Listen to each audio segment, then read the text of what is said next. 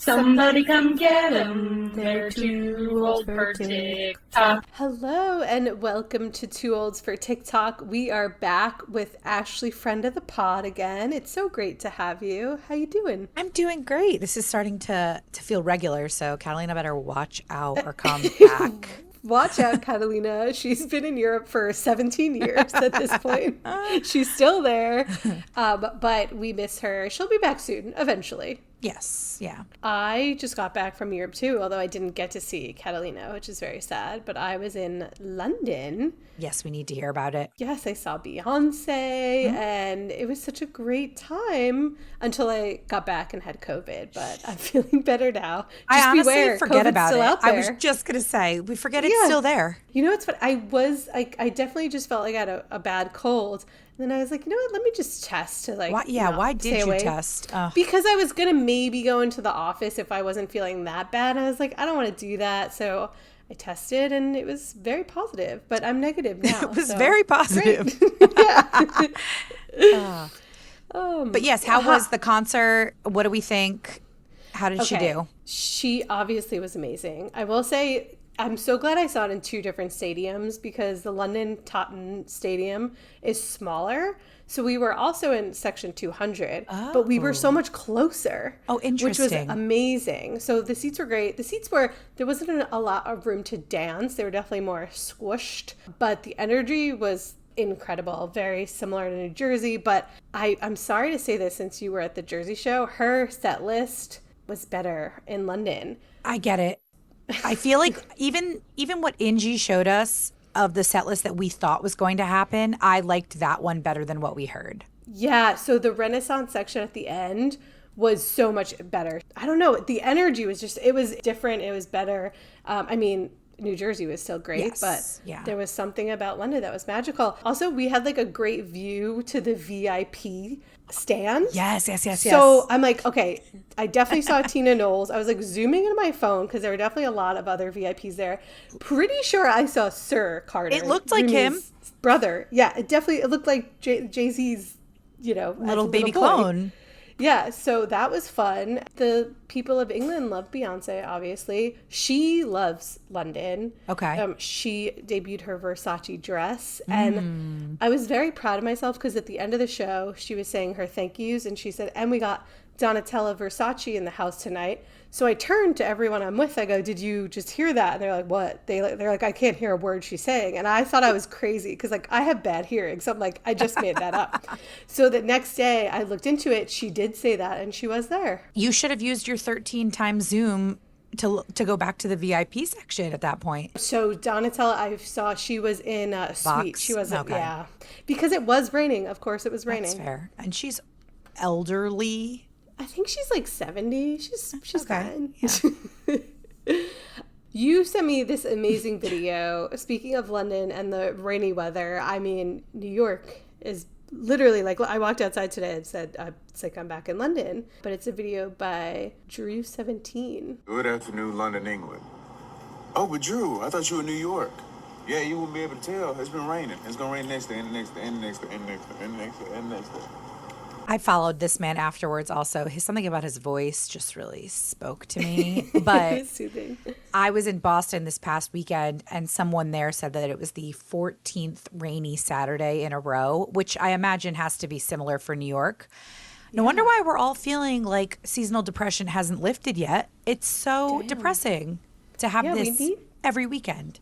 We need summer to start. I haven't been in a pool yet, which is... I haven't. Yeah. And when I went to the beach, just because I forced myself, I was wearing a sweatshirt and no. I sat there for 2 minutes and then left because it was so windy. I feel like there was another time that we went. Did we go to the beach with you when it was really windy? Oh, but it was sunny one time. Probably. Catalina did a trick where she had the wind blow her shirt off of her. In fact, it didn't actually work. So things to not add to her resume, magician. Yes. We'll leave that to Harrison. You were in Boston for a child's birthday? Yeah, it was a joint 3rd/5th birthday party. So it was high energy, very entertaining. Little kids are hilarious. And I got mistaken for a dog when I was sleeping one morning. What? They were like, is that the dog? Is that Mushu still asleep? And they were like, no, it's Ashley. And I was like, you know what? It's fine. But I do like, I'm going to call you Mushu. That's a good name for you. It's a good name. But I'm like, I will just say you don't look like a dog. Thank you. That does need to be clarified. Kids say the darndest things. Yes, but on our Beyonce topic, you had a video about the Grammys. I did. So the Grammys switched up their categories. There is a video. Her nickname's like Little Debbie, but her handle is basis.christ because all her content's about Beyonce. It's great. And here it is. The Grammys. Jesus Christ. They have just announced that for the 2026 Grammys, they will be splitting the Best Country Album Award into Best Traditional Country and Best Contemporary Country. I've seen a lot of TikTok creators talking about how this is problematic for obvious reasons. And this is obviously following Beyoncé winning Best Country Album for the 2025 Grammys. White people are big mad about it. So now they have to split the award in half. Please, okay. But I wanted to point out that this is why Beyoncé put on the Cowboy Carter album and had Linda Martell say, genres are a funny little concept, aren't they? Yes, they are. Because the concept of genres in itself is inherently racist. It was created to put people in their boxes. Very strategic boxes. Because when it comes to America, any genre, any American popular genre, American-made genre of music was created by a Black musician at its root. The Grammys are just terrible. I am glad that she eventually said this because the whole time I kept thinking, like, this is how segregation started. Yeah, it's not a great look. But also like this is the point of Beyonce's music. Yes. And her album, and so it just proves the brilliance of Beyonce even more. I'm sorry because I think I should know this, but in the video she talks about the clip in Beyonce's album with, is it Linda Martell? Yeah, Who genres is that? are little funny things. She was a Black country singer years and years ago. Okay. Moving on from Beyonce, we have something that swept TikTok by storm, is the blue-gray couch girl. Her handle is I'm.crispy with the K. So she puts out a video and says, I put this couch on Facebook Marketplace and I told everyone it was blue, but it's clearly gray. So all the comments are flooded. Her video has 24 million views. Oh God, there you go. But you had said you haven't seen this I'd never before. seen it. I haven't gotten crazy. a single bit of content about it. It was on the Today Show. It's like the blue gold dress situation. But the funny thing about this is there's no people who see this differently. It's like clearly Agree. Yes. The other funny thing that keeps getting better is the comments said that she should join this service that has, basically helps blind people. It's like See For Me. So then she could have someone who sees for her and tells her colors. But she said, ironically, she's on the service and she's the person seeing and she can't switch. It's so funny. What does she do for a living, though? Wasn't it like interior decorator or something? Yes, that's the problem. Other thing. It's so crazy. But I'm glad she's using the videos to get a following because good for her. Yeah. So what I wanted to tell you is this is so random. Again, I hadn't seen any of this at all. When she's talking about this blue-gray, in my mind, I'm like, I know the exact color of this chair that she's going to show because I have one. I have a blue-gray chair and it's in my living room and I had friends visiting like in the winter and I said something like, oh, just move the blue chair. And they were like, Ashley, this chair is gray. And I was like, no, this chair is blue-gray. So I always say blue because it's not very obviously a gray. Now, if this was a visual podcast, I would just straight up show y'all right now. But I understood kind of where she was coming from until she then panned to the chair. And I was like, oh, no, honey, that's obviously blue. So what's interesting about your living room, you have a very green couch. So I'm wondering if paired next to the green couch, it looks more blue. I'm like staring at it right now. It's definitely a hue of gray, but it's like slate, Right. Slate gray has like an icy blue tinge to it sometimes. So sometimes spare me. I call it blue, but like I understand it's not a It's not a royal normal blue chair. blue. Yeah. Yeah. Yeah. Well, I'll continue to watch what this girl does. It's very funny. Yeah, I like her. So tell us what's on your For You page. My For You page, there's an Amanda Bynes update I got today. She's becoming a manicurist. Yeah, a nail technician, I think is the phrase that they prefer I'm to be sorry. called, Dena. Yes. Oh my God, I'm so sorry. Thank you for correcting me, welcome. Ashley. Hey everybody, I wanted to let my fans know that I'm taking the board exam to get my manicurist license this Tuesday. I really hope I pass the test this time. I will let you all know if I do or don't, of course, and I'll keep retaking it until I get the license. I hope everybody has a great day. Bye! So again, always very happy to see her on my For You page, and I hope she passes the test, and good for her. Okay, but what do you think of the nails that she produced in the video? What do you mean, I hope she passes? No fucking chance she passed. Why not? Okay, well, this was like a test. This wasn't her. She was going to take the test. I think she's been practicing. And listen, I have always had short nails. I never did nail trends. I'm not like you and Catalina are so good about nail trends. I mean, to me, I'm like, I don't know what's good or what's Okay, not. forget about length. Would you go to that woman to have her shape your nails and paint them? The shape she made was Coffin. rectangular. Coffin. Oh, coffin. Okay. Yeah. It's not for me. No. No. Also, I just need to say the jump scare of having an Amanda Bynes video come on my For You page. Like, I know you said you love to see her. It genuinely freaks me out the second she pops up. Her bleached eyebrows, the face tattoo, and then what was that like AI version of Amanda Bynes from the 90s that she spliced in there? Yeah, this is why I don't know if it's like an official account from her. I don't know if she would do that or not, and she doesn't have the blue check mark, but we are getting sort of real-time updates, so who knows? But yes, she then spliced in a picture of her in the 90s with her nails. But maybe to me it was to show like, oh, look how far I've come. Not look how far I've come. Okay. Look, I've always been into nails. Wait, her nails were chipped in that picture. They were.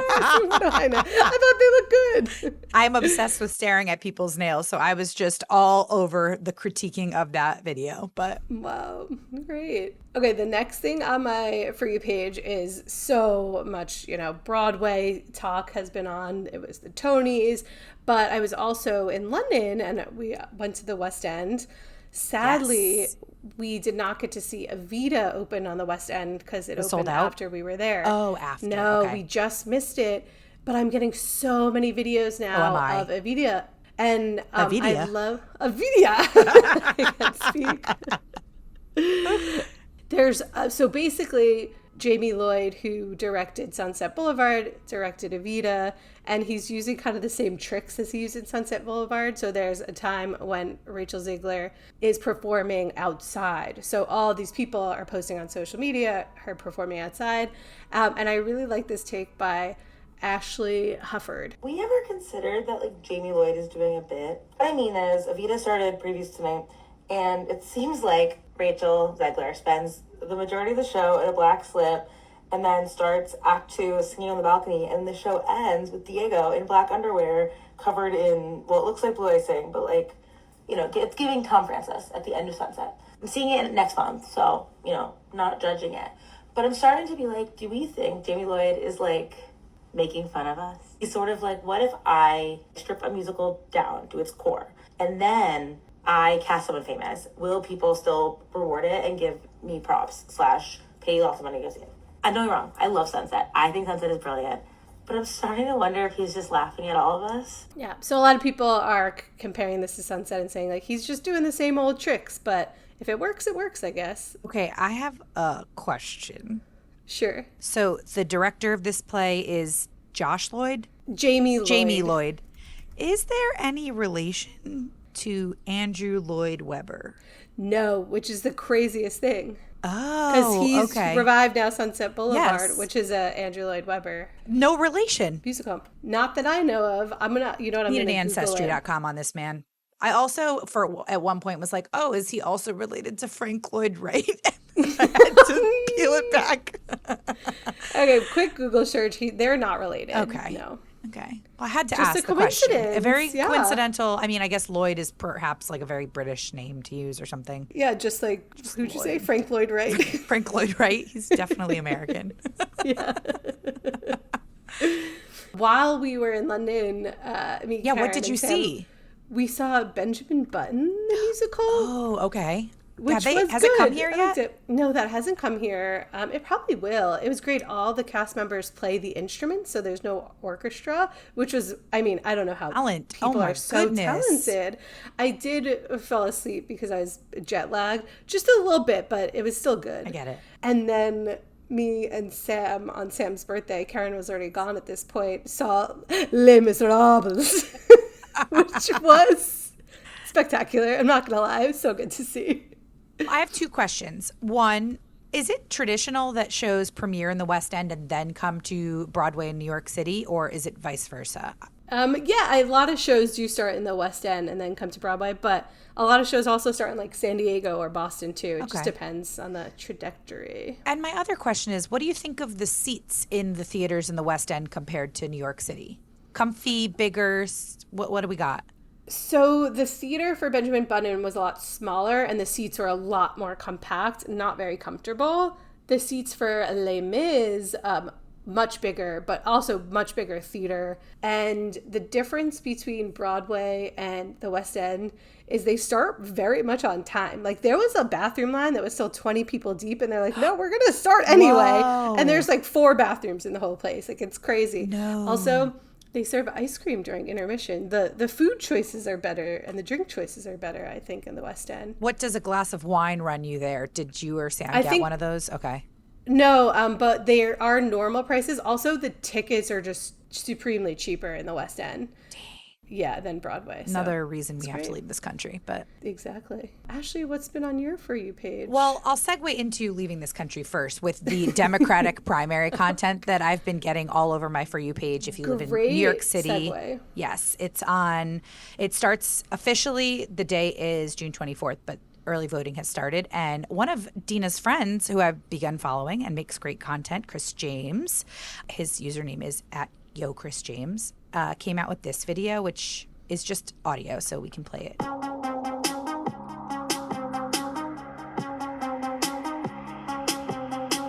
But this audio has been used for people to play the audio and then to the beat, they are saying something with their lips. So in this video, he plays it. It's saying, don't rank Andrew Cuomo. Don't rank Andrew Cuomo. Because New York City primary voting now, we get to rank them. So we give them numbers, and if they get enough votes, even if they weren't your first vote, they might still make it onto the ballot.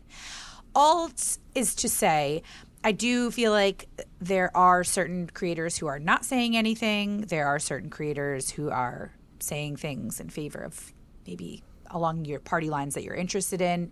But potentially what is shaping up to be on the New York City mayoral ballot in, is it November, could be a really funny SNL skit. So I'm just putting it out there now for them because it's probably going to be like Curtis Sliwa, who wears his red beret. We've got Paper Love Prince Boy or something. Did you see that? No, I haven't seen that. There is a candidate named like Paper Love Prince. I'm going to just make sure. Well, I should do my due diligence and research this person. Yes, Paperboy Love Prince. He's like, you could rank him. I mean, probably shouldn't because it's not a waste of a rank, but great name. But yes, so not on the Democratic primary. It would be Curtis Sliwa, obviously. Eric Adams running again somehow. And then we've got Andrew Cuomo, who we all know from COVID years and his governor of New York. And then Zohran Mamdani, who is what a lot of people are saying to place the vote for. I can just see this cast of characters shaping up very nicely into a cold open for Saturday Night Live in the fall. Yeah, when they come back from a hiatus, they got a lot of material to work with. Yeah. Have you been seeing, that just reminds me, content of the Kings Parade? No Kings? There was the No Kings protest, which is great. And then there was obviously this dumb military parade.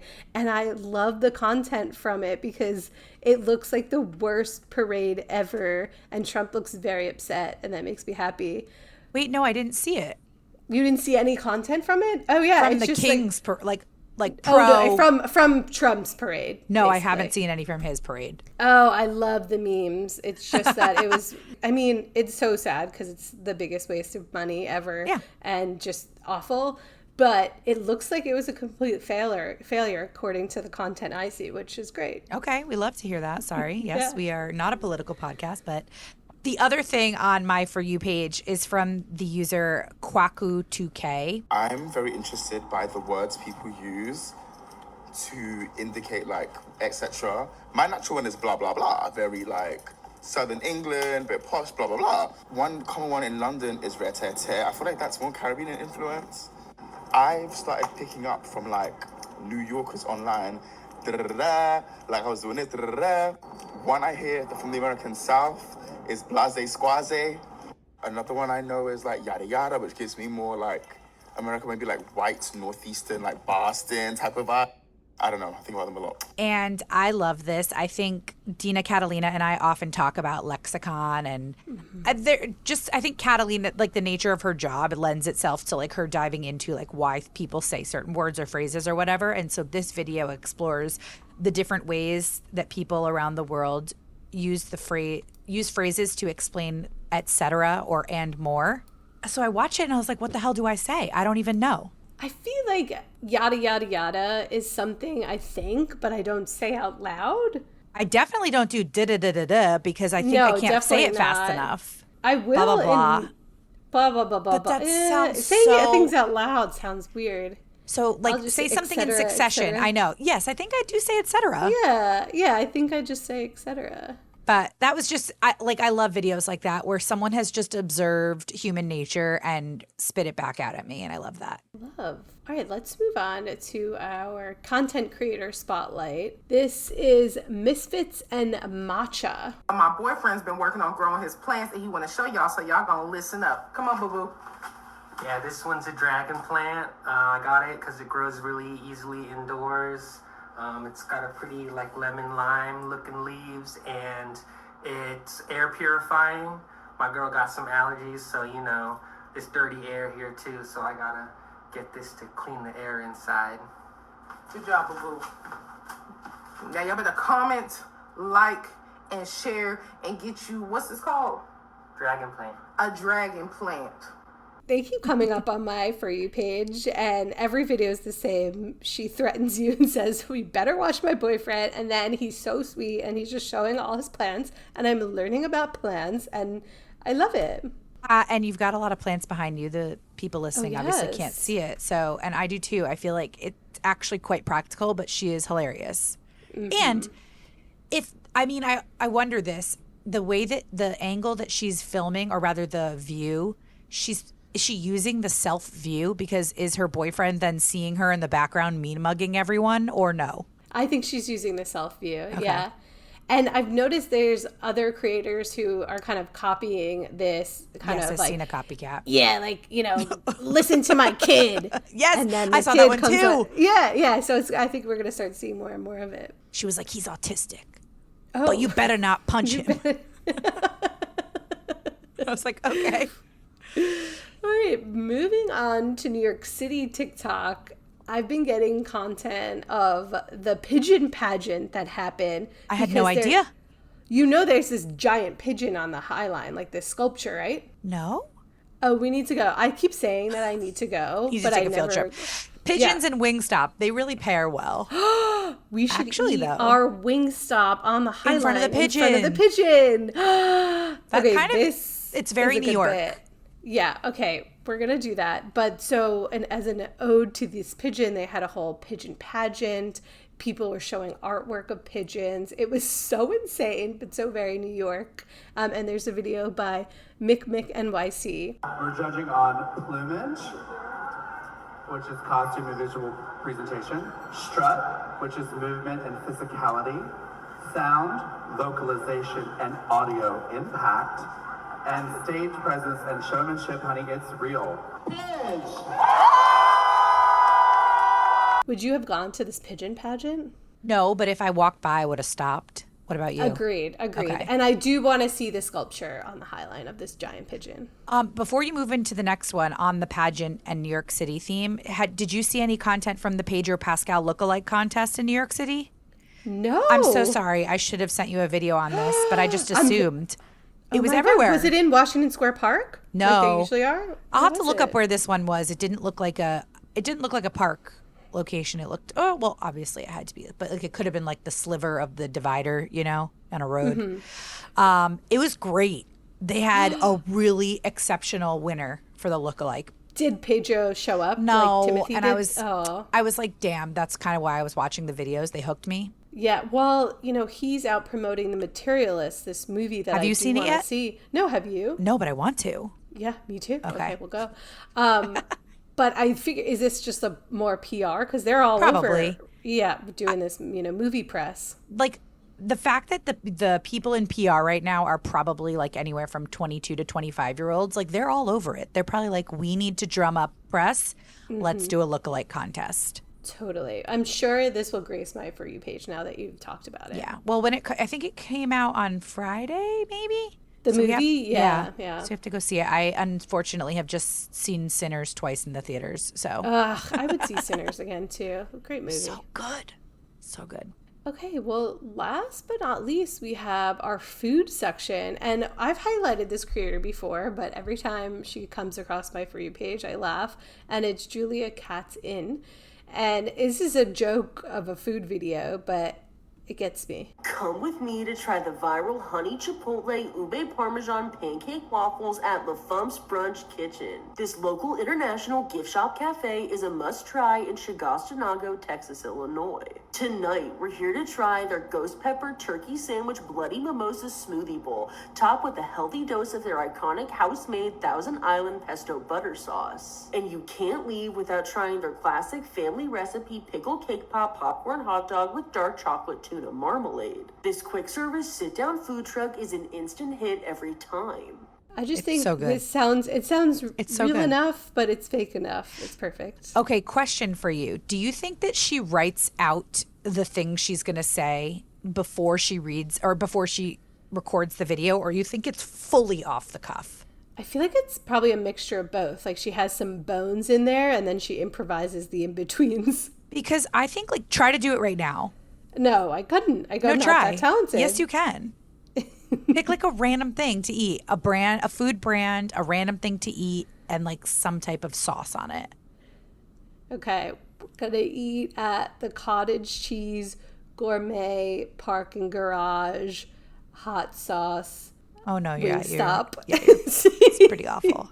I feel like it's something It's like just I'm the looking name at a of the pen. place. It'd be like, I tried the Paper Mate collab with Sweet Green, where they put shards of paper in the salad and topped it with a drizzle of ink, and it was phenomenal. Like something. See, you put me to shame, Ashley. I'm sorry, I didn't I'm want sorry. to do it. That was great. That was a great one. Mine was trash. No, but Garbage, trash. even mine was not great. I appreciate It you saying was. that, but like It was. hers is so unbelievably unrealistic yet believable. Yes, it's perfect. Okay, last but not least, you sent me this great video by Salone Co. and it's a watermelon flight. Okay, I've been at the pool and today we are doing a watermelon flight. The first one, I'm gonna keep it simple. I'm gonna do some lime juice, some tahini. Okay, the next one, I'm gonna do a little bit of Greek yogurt, a little bit of granola, a little bit of honey. Regular, not spicy. Like a little sweet treat. For the next one, I'm gonna do some goat cheese. Okay, it's obviously gonna slide a little bit, but that's good. With a little bit of chili crunch. Next one, crushed pineapple, a little bit of coconut, and a little bit of hot honey. It's kind of a lot.